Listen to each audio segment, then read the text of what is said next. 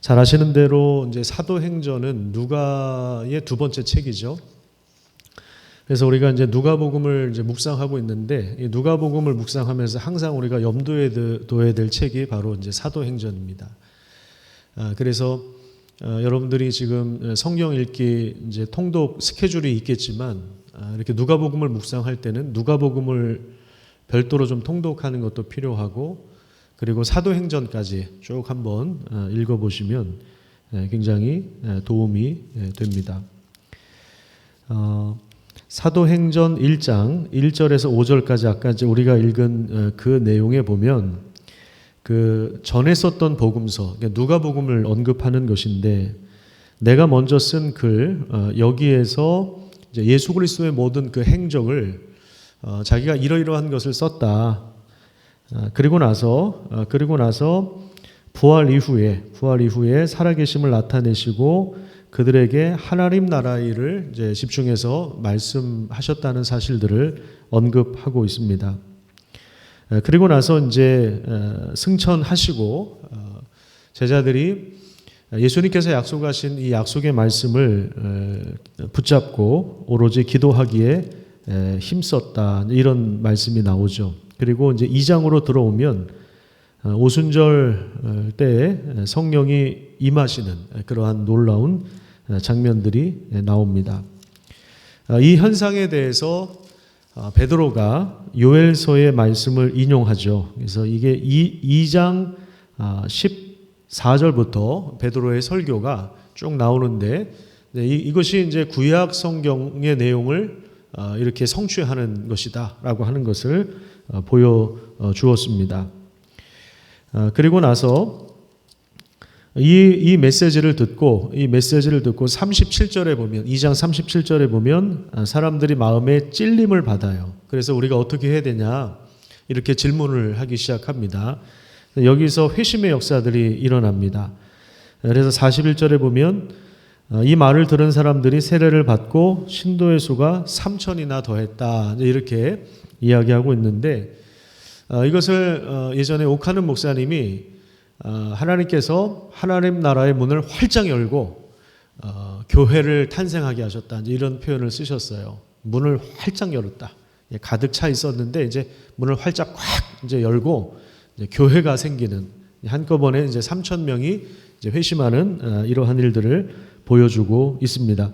그리고 이제 43절부터 47절까지는 그 초대 교회에 처음 그 교회가 된 사람들의 어떤 뭐랄까요, 삶의 방식, 어떤 특성들, 이런 부분들을 집중해서 아주 그 간결하게 요약해서 이야기를 해주고 있는데, 그래서 오늘은 이 본문 말씀을 중심으로 해서 우리 교회가 집중해야 할 것이 무엇인가라고 하는 부분들을 함께 좀 살펴보도록 하겠습니다. 우리가 42절만 다시 한번 좀 읽도록 하겠습니다. 42절. 자, 시작. 그들이 사도의 가르침을 받아 서로 교제하고 떡을 떼며 오로지 기도하기를 힘쓰니라. 자, 여기 보면 네 가지가 나옵니다. 네 가지가 나오는데, 첫 번째 이야기하는 것, 사도의 가르침을 받았다. 그 다음에 서로 교제하고 떡을 떼었다. 그 다음에 세 번째는 오로지 기도하기를 힘썼다, 이렇게 이야기하고 있습니다. 그래서 요 부분을 우리가 하나씩 좀 살펴보도록 하겠습니다. 그래서 교회가 해야 할 가장 중요한 일, 교회가 집중해서 해야 할 일이 무엇인가 하는 부분들을 우리가 함께 좀 나눠보도록 하겠습니다. 첫 번째는 사도의 가르침을 받는 일이었습니다. 사도의 가르침을 받는 일이었습니다. 자, 여기서 이제 사도는 어떤 사람들을 말할까요? 사도는 바로 예수님의 직속 제자들을 말하는 것입니다. 예수님으로부터 직접 말씀을 들었던 사람들, 이런 사람들을 사도라고 하는데, 예수님으로부터 직접 말씀을 전해들은 사도들을 통해서 초대교회 성도들은 말씀을 배우기 시작했습니다. 제가 초등학교 때 전도했던 친구가 있는데, 그 친구를 통해서 몇 년 사이에 그 친구의 동생들과 그 가족이, 부모님이 다 예수님을 믿게 되었습니다. 그때 제가 좀 인상적이었던 것이 초등학교 5학년 때였는데, 그 친구 아버지가 교회에 등록하시기 전에 이미 성경 일독을 하고 나오셨습니다. 아마 제가 볼 때는 이제 여쭤보진 않았어요. 그때 여쭤보진 않았는데 그분 그냥 성격이 그러신 것 같아요. 성격상 기독교가 먼저 뭐고 내 친구 아들이 목사 아들인데 자기 아들을 이제 전도를 해서 교회 나가자고 하는데 이분이 전혀 무신론자로 살다가 성경을 처음부터 끝까지 한번 쭉 읽어보고 뭐 성경 공부를 한 것도 아니고 누구한테 배운 것도 아니고 뭐 강의를 들은 것도 아니고 혼자서 창세기부터 요한계시록까지 쭉 읽고 나서 그리고 나서 이제 등록을 하셨어요. 그래서 기독교가 무엇인지를 어느 정도 살피고 나서 오셨습니다. 물론 이거는 좀 예외적인 경우죠. 일반적인 케이스는 아닙니다. 근데 이제 보통의 경우는 어떻습니까? 그냥 뭐 친구 따러 나와서 아니면 누가 가자고 해서 나와서 이렇게 어느 정도 시간이 되면 뭐 등록하라 그러면은 뭐 그 등록이 뭔지 모르고 그냥 등록을 하기도 하고 그러다가 어느 순간 예수님을 믿게 되고 또 신앙 고백을 하면 우리가 또 세례를 주죠. 세례를 받습니다. 이런 과정에서 어느 순간 이제 성경을 읽기 시작하고 성경이 들려오기 시작하고 또 성경을 배우는 이것이 이제 일반적인 모습이라고 할 수 있습니다. 그러니까 어쨌든 우리가 예수님을 믿고 나서 가장 중요하게 해야 할 일은 뭐냐면 우리가 집중해서 할 일은 뭐냐면 하나님의 말씀을 읽고 듣고 배우는 것입니다. 왜냐하면 우리가 하나님을 알아가는 유일한 길은 하나님의 말씀이기 때문에 그렇습니다. 그래서 말씀을 통해서 하나님이 누구신가를 알려주는 겁니다. 제가 오늘 출근하기 전에 그 새롭게 하소서라고 하는 그 강의를 강의가 아니라 그 프로그램을 제가 좀 들었는데 뭐 잠깐 들었어요. 어떤 유명한 연예인이 나와서 간증을 하더라고요. 하나님을 만난 이야기를 하는데 너무 주관적이에요. 간증이 참 좋은 거지만 들어보면 저 사람이 만난 하나님이 성경에 나와 있는 하나님 맞나라는 그런 생각을 뭐 잠깐 했을 정도로 제가 뭐 다 들어보지 않아서 제가 판단할 수는 없지만 너무 자기 위주의 간증이더라고요. 내가 이런 어려움이 있었는데 내가 이런 아픔이 있었는데 하나님이 나에게 이렇게 말씀하셨다. 하나님에 대해서 잘 모르는 분이에요. 그런데 나에게 이런 말씀하셨다. 이런 식으로 너무 이렇게 주관적으로 하나님을 이해하고 있지 않나 이런 생각을 해봅니다. 어쨌든 물론 이제 그런 과정을 통해서도 하나님께서 분명히 이끌어 가실 거예요. 그런 분들은 오히려 더 성경을 더 많이 읽어야 되겠죠. 그래서 하나님은 우리에게 직접적으로 나타나셔서 우리를 도와주기도 하고 뭐 그러실 수 있는데 우리가 하나님을 더 자세히 알아가기 위해서는 당연히 성경을 읽어야 됩니다. 특별히 말씀이신 예수 그리스도께서 우리와 같은 육체를 입고 오셔서 하나님이 누구신지를 완전하게 드러내 주셨습니다. 그리고 예수님은 제자들을 부르셔서 말씀을 위임해 주시고 모든 민족을 제자 삼으라고 하셨습니다. 제자들을 통해서 예수님의 말씀이 기록되었고 또 보존되었고 전파되었습니다.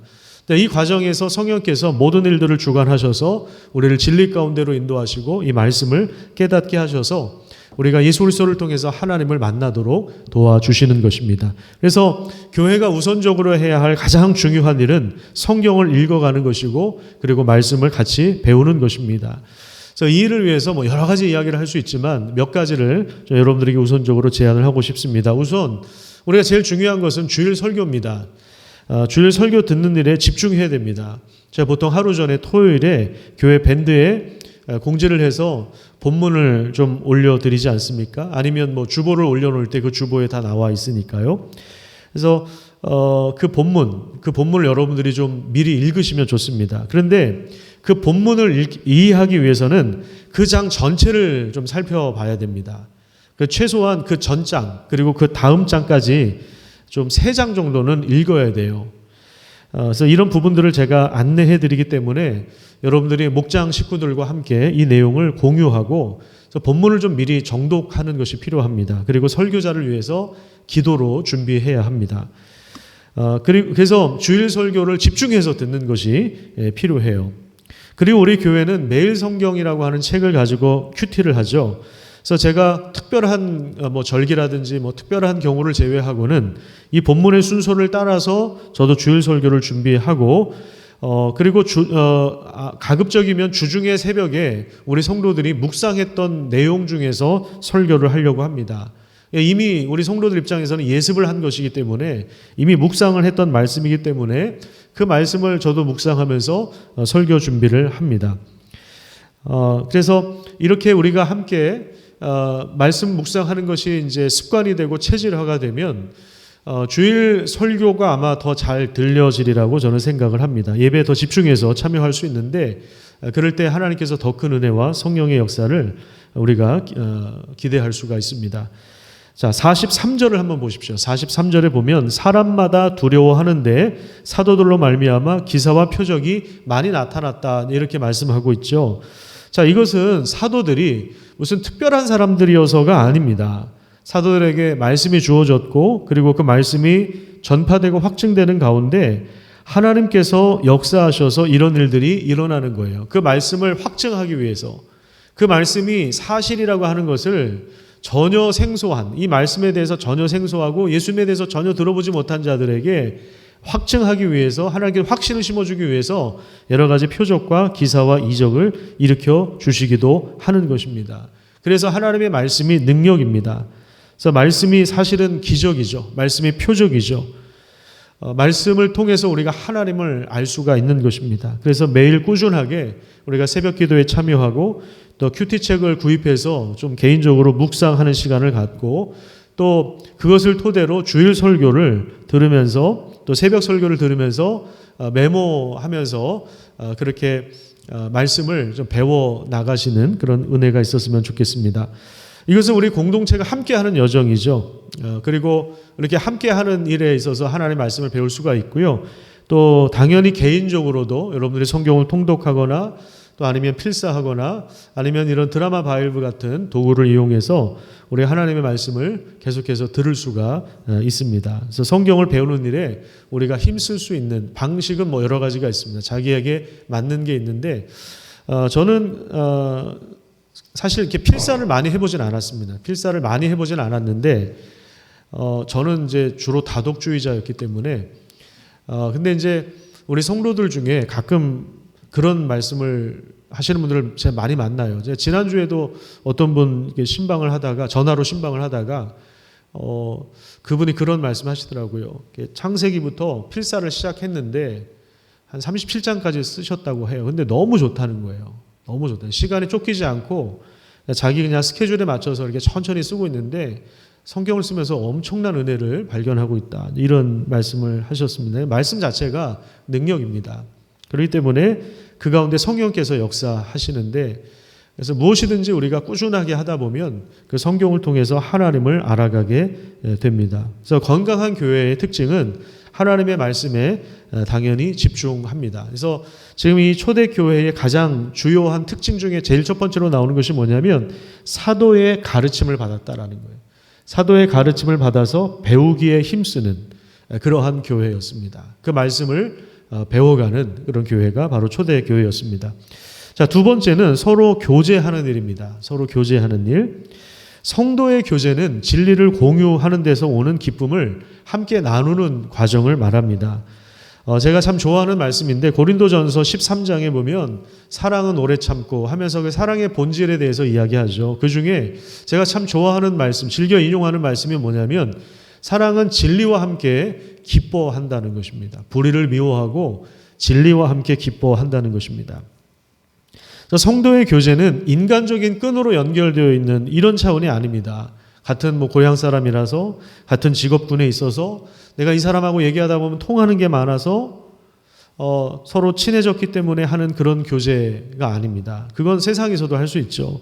성도의 교제는 주일에 들었던 말씀을 가지고 서로 대화하는 가운데 그걸 나누는 가운데 그걸 내면화시키는 과정에서 또 그것을 우리가 어떻게 하면 우리 각자 삶이 다 다르잖아요.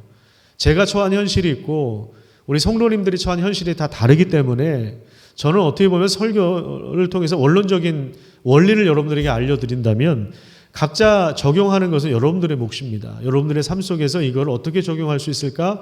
이것을 소그룹 안에서 목장 안에서 같이 나누다 보면 그 말씀이 내면화되기 시작하고 그리고 실제로 적용이 됩니다. 그래서 그 삶 속에서 이 말씀을 적용하기 위해서 함께 씨름하고 서로 격려하고 함께 기도해 주는 거. 이것이 성도의 교제라고 할 수 있습니다. 그러니까 목장에서 할 일이 바로 이런 부분들입니다. 본문을 우리가 같이 읽고 나서 주일에 설교 들었던 것을 가지고 나누십시오. 그리고 필요하다면 설교 부분만 한번 개인적으로 또 들으셔도 됩니다. 또 3분 설교도 있으니까 시간이 없는 분들은 3분 설교를 좀 여러 번 들으셔도 좋겠습니다. 그리고 서로 나누는 과정을 통해서 말씀이 내면화돼요. 제가 가끔 제 설교를 다시 한번 들어요. 처음부터 끝까지 가끔 듣습니다. 그런데 제가 한 설교인데도 내가 이런 말씀을 전했나? 이럴 때가 있어요. 내가 한 설교인데 내가 이런 말씀도 전했구나.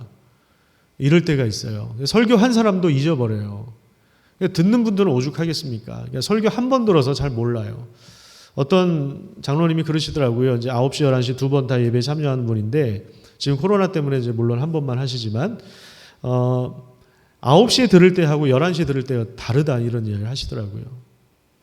훨씬 더 이해가 된다. 두 번째 들으니까 훨씬 더 이해가 되고 훨씬 더 깊어진다. 이런 말씀을 하셨는데 여러분들이 이 주일 설교에 대해서 일단 그걸 공유하는 것이 정말 중요합니다. 이건 우리 목사님들도 마찬가지예요. 같이 그 말씀을 통해서 우리 공동체 안에 주시는 그 말씀에 집중할 때 같이 한 방향으로 움직일 수가 있는 거죠. 우리 목자들도 마찬가지예요. 우리 교사 선생님들도 마찬가지입니다. 우리 권사님들도 마찬가지고요.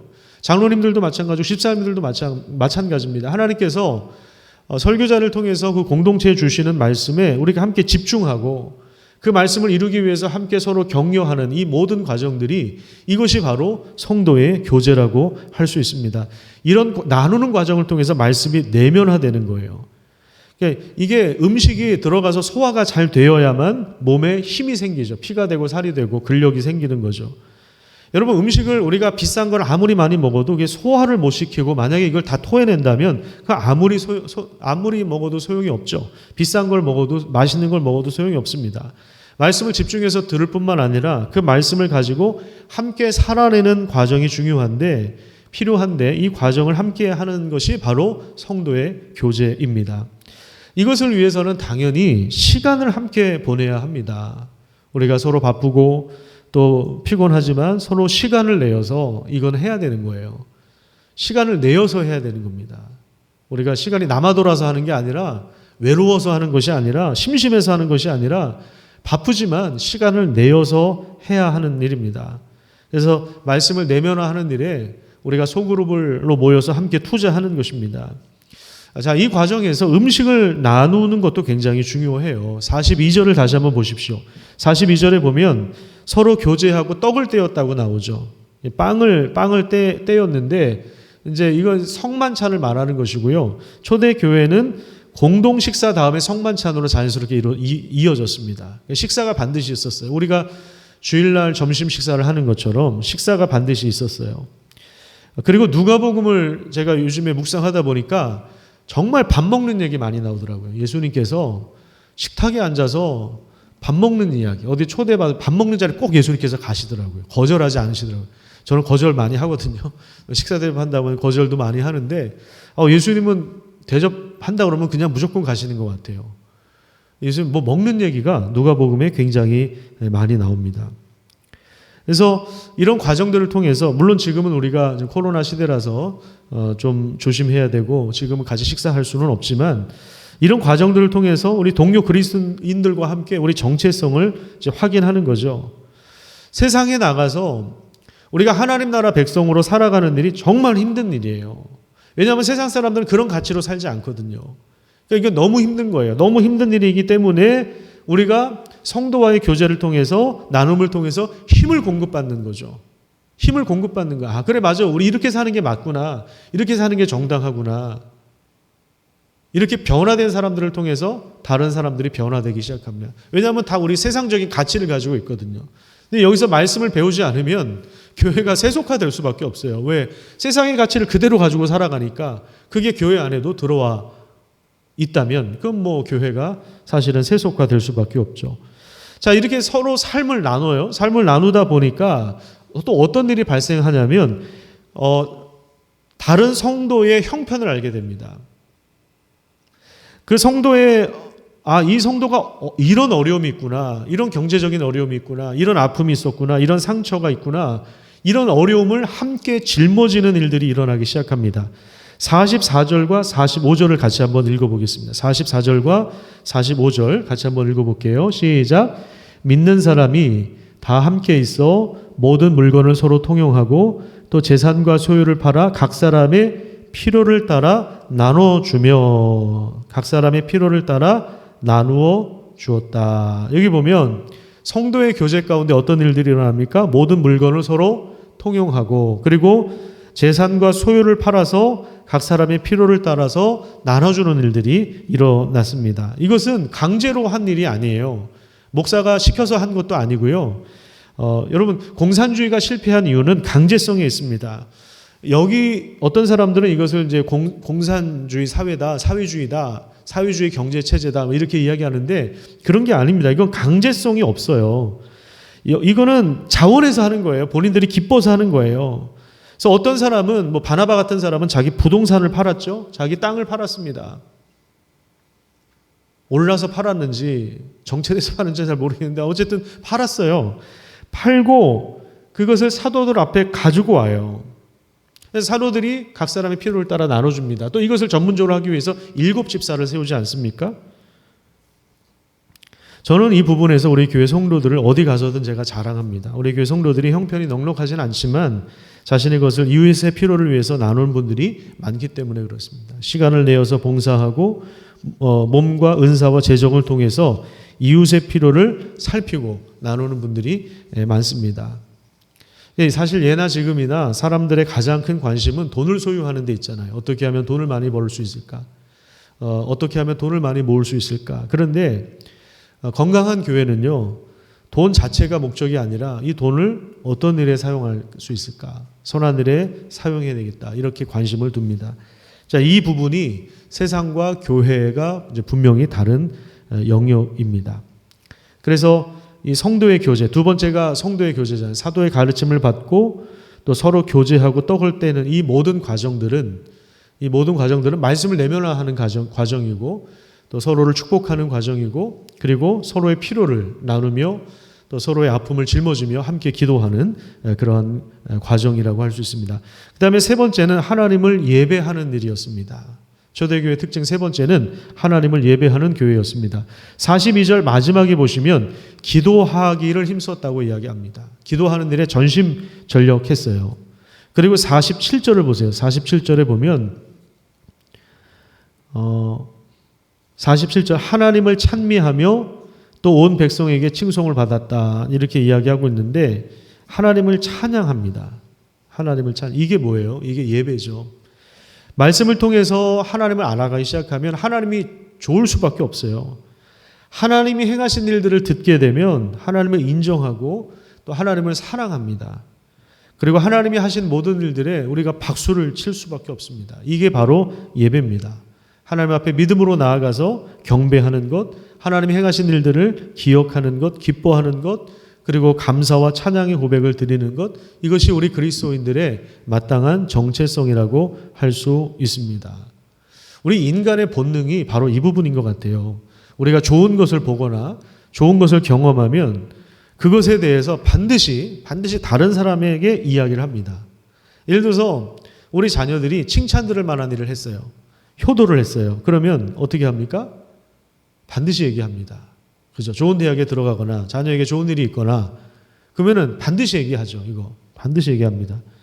손주들도 마찬가지죠. 우리 할아버지 할머니들은 손주들이 뭐 특별한 걸 하지 않아도 그냥 그 자체가 좋은 것 같아요. 숨 쉬는 것 자체가 좋아요. 그래서 막 자랑하고 그러죠. 여러분들 어디 가서 분위기 좋은 데서 맛있는 음식을 먹었다고 해보세요. 여러분들이 어디 정말 좋은 데 여행을 다녀왔어요. 그래서 내가 힐링이 됐어요. 그러면 그것을 반드시 얘기하죠. 다른 사람은 내가 경험했는데 이게 너무 좋은 거야. 그러면 다른 사람들한테 반드시 얘기하는. 이건 우리 인간의 본능이에요. 내가 무엇인가를 했어요. 근데 그 경험이 정말 좋아요. 그것을 통해서 내가 성장했어요. 내가 변화됐어요. 나에게 놀라운 역사가 일어났어요. 그러면 그것에 대해서 반드시 이야기하잖아요. 옆에 사람한테. 이게 인간의 본능이에요. 예배가 바로 이런 것입니다. 하나님을 경험하니까, 하나님 만나고 나니까, 진리의 말씀을 듣고 하나님을 알아가고 나니까, 하나님이 행하신 일들을 들으니까 너무 좋은 거예요. 그래서 인간은 하나님을 예배하도록 원래 하나님이 그렇게 창조하셨어요. 하나님을 알아가고 하나님을 찬양하도록 하나님을 예배하지 않으면 우리 인간은 다른 것을 예배해요. 다른 것을 예배하고 다른 것을 찬양합니다. 마음이 늘 공허해요. 아까 이제 제가 간증을 들었다고 했잖아요. 거기에 그분이 그런 얘기를 하더라고요.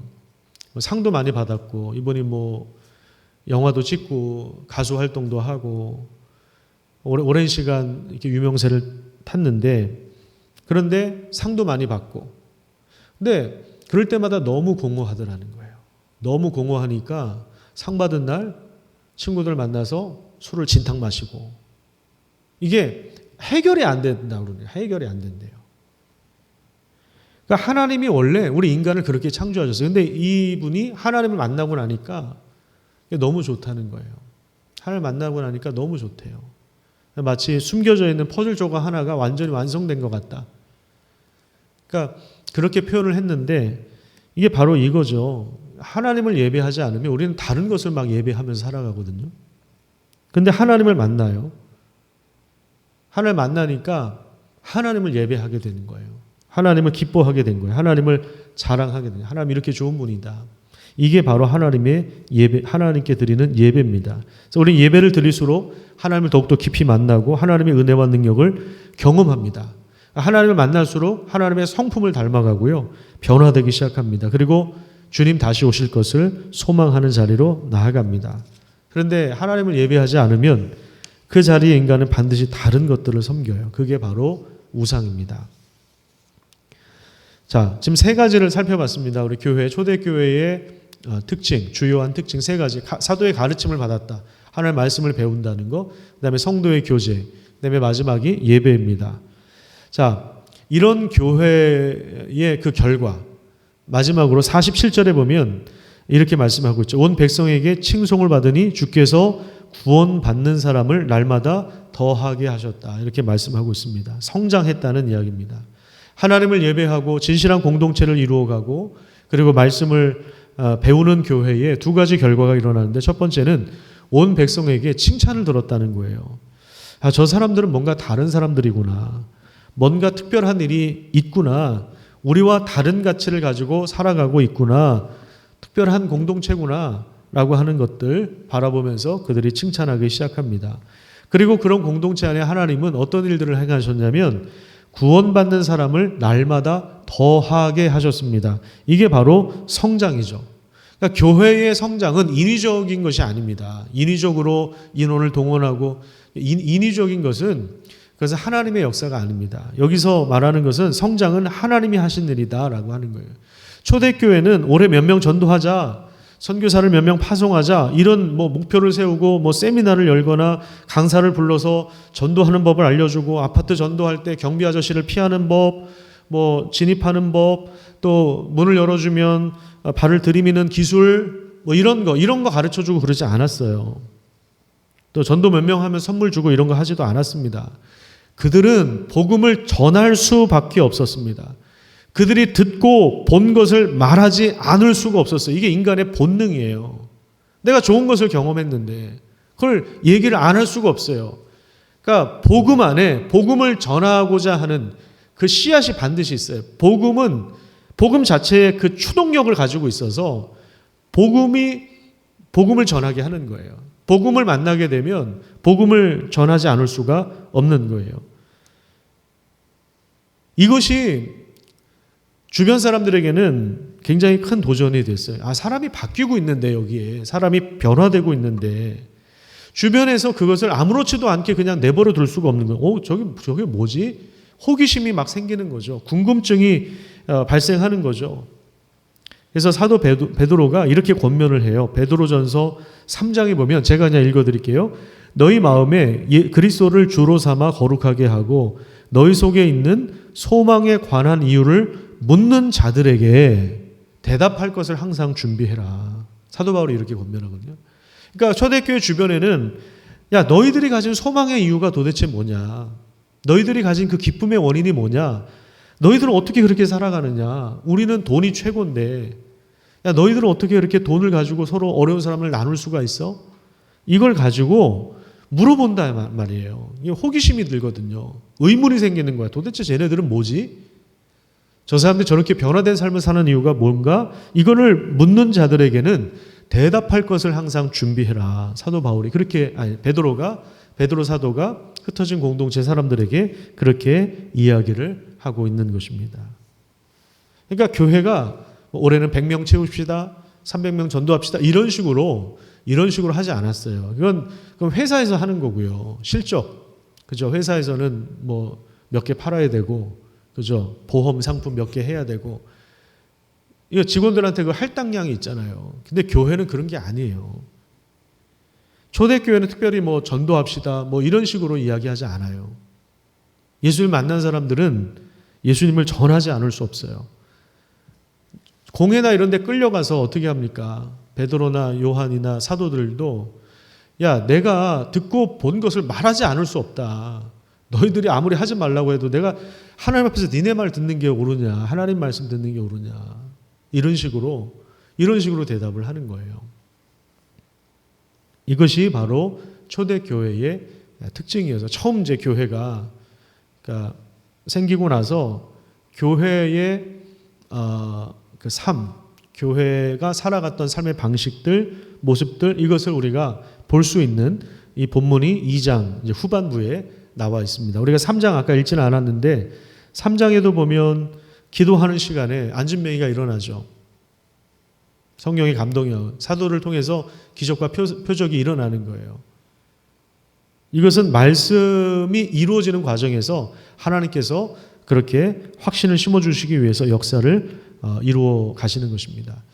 그래서 우리가 이 세 가지 특징을 살펴봤는데 교회가 건강하냐 건강하지 않느냐 이 세 가지 지표를 통해서 우리는 확인할 수가 있습니다. 이 세 가지에 집중한다면 교회는 반드시 성장하게 되어 있습니다.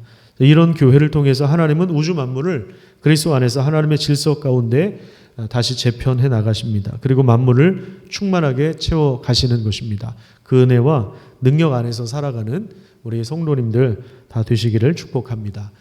지금 누가복음을 쭉 묵상하고 있는데 여러분들이 이번 명절에 사도행전까지 한번 쭉 읽어보시기를 바랍니다. 그래서 하나님의 말씀을 통해서 복음이 이렇게 확장되고 있구나, 복음이 계속해서 온 세상으로 전파되고 있구나라고 하는 과정들을 사도행전을 통해서 우리가 좀 확인하게 됩니다. 기도하겠습니다.